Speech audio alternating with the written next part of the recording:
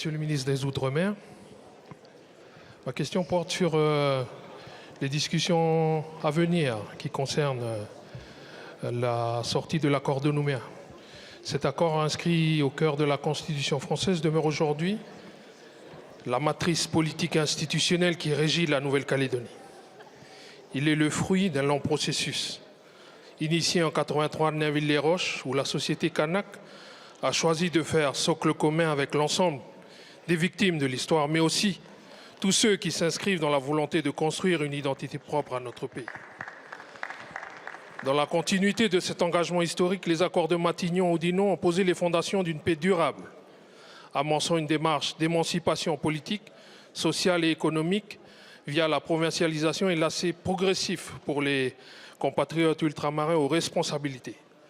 De ces accords ont découlé l'accord de Nouméa, qui a scellé la matrice institutionnelle unique en son genre, sui generis, reconnue par la communauté internationale. Cet accord marque l'exception démocratique française, un acte de courage politique auquel l'État s'est tenu avec constance, malgré les nombreux défis.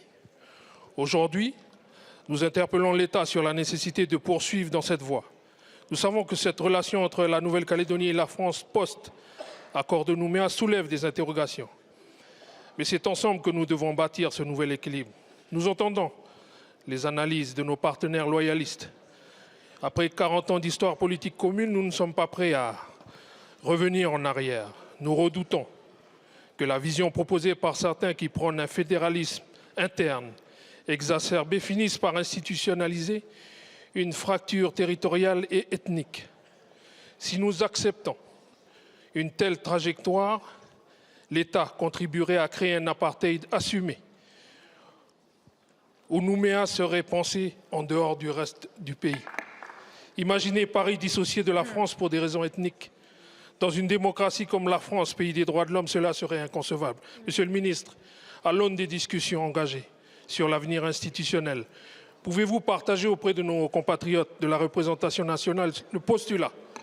Merci beaucoup, monsieur le député. Merci. La parole est à monsieur Manuel Valls, ministre des Outre-mer. Madame la Présidente, Monsieur le député Emmanuel Tjibaou, aujourd'hui même, à la demande du Premier ministre, j'ai entamé des discussions bilatérales avec tous les partenaires politiques de la Nouvelle-Calédonie. Vous serez reçu par ailleurs jeudi par la Présidente de l'Assemblée et par le Président du Sénat. Nous sommes face à un moment décisif, historique. La Nouvelle-Calédonie est à terre, économiquement.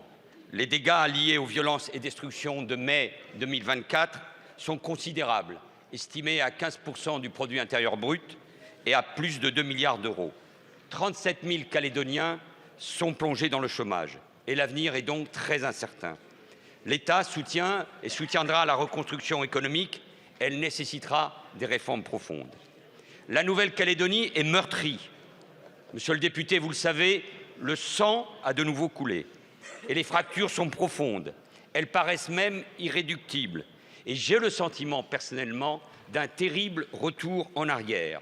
On parle de racisme, de guerre civile, de nouveau. Et pourtant, seul le dialogue permettra de reconstruire un projet commun et partagé.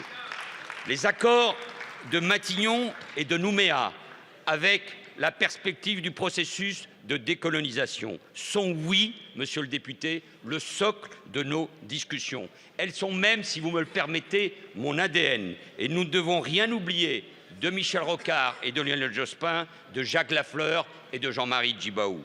Comme eux, il nous faudra être inventifs, ambitieux, courageux pour bâtir un compromis et sortir des positions radicales, de toutes les positions radicales, monsieur le député, et proposer un projet commun donc pour la Nouvelle-Calédonie, pour sa jeunesse, pour la concorde et pour la paix.